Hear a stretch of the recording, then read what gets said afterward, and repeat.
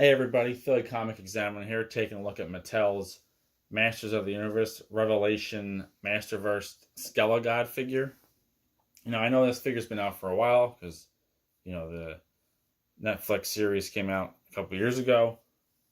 So a lot of you may already be aware of this figure, but the retail price I've seen for this is on Mattel Creations website is $33. So a lot of people might have skipped over this figure at first just because of the price point. However, I was able to get it at Ross Dress for Less for $6. And even here it has a compare price of $20, which is much lower than it is on Mattel's own website. So I mean, it really brings into question the sort of the pricing structure that Mattel has going on for their figures. I think even recently, I saw on Amazon you could get it for 17. So and Mattel even has it on a limit 2 figures. So if there's excess inventory somewhere in the supply chain where these figures are now being sent off to these discount stores like Ollie's and Ross Dress for Less or TJ Maxx to be sold at a fraction of the price. Where's the disconnect for Mattel, and why aren't they sort of responding at a quicker pace? I mean, I don't know if this came from their inventory or some distributor or the retailer itself. If some Target or Walmart or something had overstock, so they sell it. I don't know how it all gets down to these discount stores exactly, but somewhere along the line, there's a big disconnect and even still, Mattel's not responding because they're still selling it for $33 on their own website. And if there's overstock, why limit it to 2? So, and then you look at it, earlier this week, the Masters of the Universe Origins Rock-On figure sold out within hours, probably even less, but it was, gone within a few hours after I checked. So, it's really, strange that one of the top 2 toy companies in the country has, I know Hasbro has the same issues too, where they just don't understand the supply and demand well enough. But that being said, hey, look, if you were hesitant to get this figure at $33 or more, you can look around, maybe you'll find it.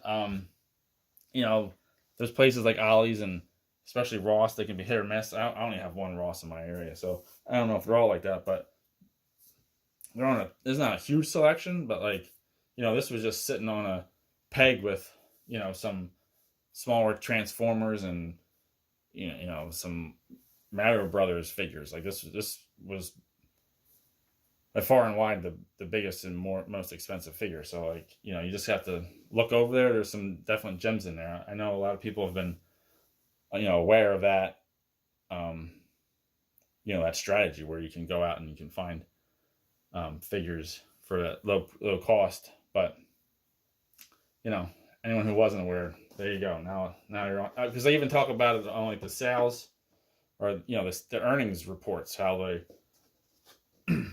they sell off excess inventory to these sites. So it's well known, but I'm sure a lot of consumers aren't too keen on it. And so let's get into it. As you can see, it's 30 points of articulation. Makes it easy for me. I don't have to do any math. It looks like a great figure through the box. I did not anticipate the plastic binding for some reason. We'll get there.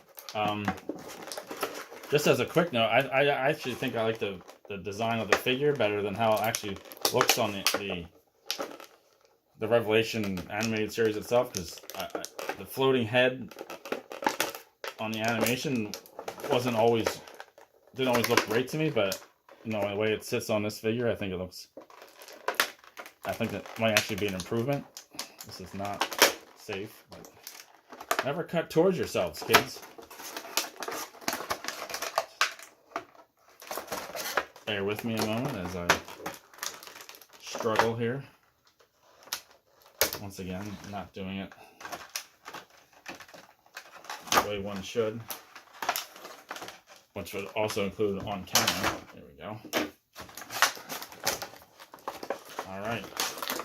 Just like Skelegod freed himself from Evelyn's orb, now I will free him from this packaging. Any moment now. Alright. And it's done. Alright, well, it's a nice, sturdy feeling figure. Let's see if the test is always kind of stand on its own. Right out the box. Here we go. Looks good. Actually, oh, there's some extra fabric here on the cape. Lots of texture, and it's got like 4 different layers to it, or 3. That's cool. And I like this is some sort of plastic diamond pieces at the bottom to sort of weigh it down, which I think is good for posability and, you know, taking out characters. Seems to move cleanly.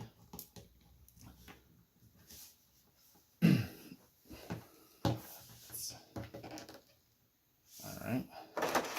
And now Mattel also just announced that they're doing a virtual con next month, I believe on the 21st and 22nd, where fans will get a chance to learn about some never before revealed products that Mattel will be releasing across all of their large brands like Barbie and Hot Wheels, as well as Masters of the Universe.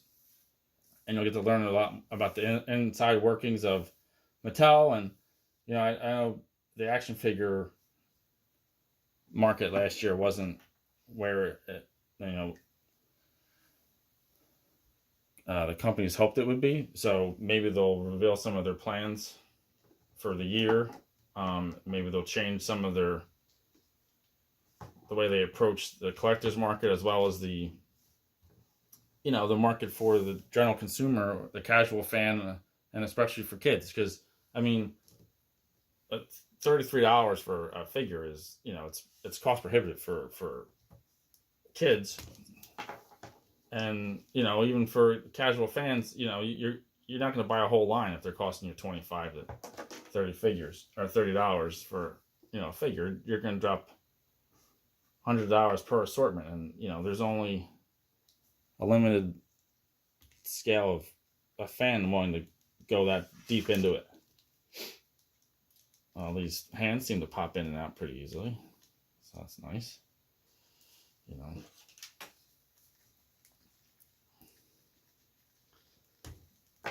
I know I found it frustrating last year trying to find some of the, you know, Walmart exclusives for Masters of the Universe. I mean, Duplico sold out in like 12 minutes on the website, and you go to the actual physical locations, and there's not even a single peg for He-Man or Masters of the Universe figures, let alone any of the actual exclusive figures. So, you know, I hope Mattel can work on that for this year, and sort of, although the Rock-On example isn't too promising.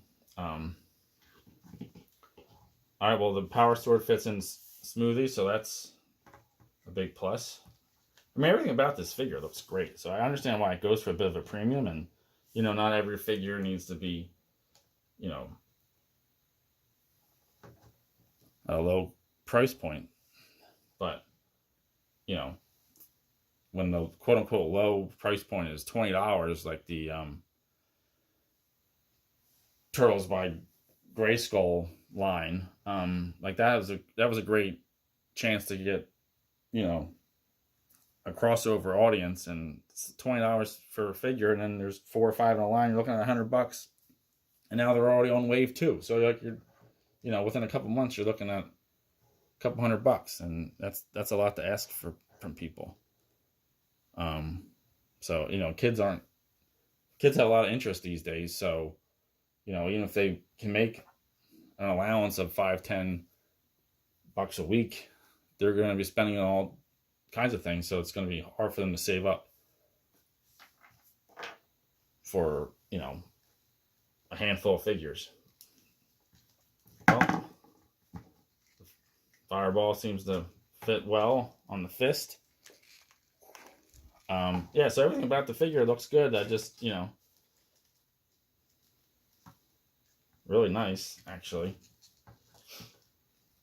Maybe the power sword could have been a little bit bigger, but I'm sure it's the scale with He-Man, so I don't think the sword grows with Skelegod, so it makes sense. So yeah, great figure. If you can find it for $6, that's an amazing price point. So, I recommend getting out there and trying to see what deals you can find. And if you had any great finds out there, feel free to leave them in the comments. Any suggestions for Mattel and how they might be able to approach things, feel free to leave a comment. Anything you're looking forward to learning about at the Mattel Creations Reveals virtual convention next month. I like to hear what people are hearing rumors or have any hopes. Feel free to drop that in the comments. Like and subscribe. Thanks for watching, and have a good one.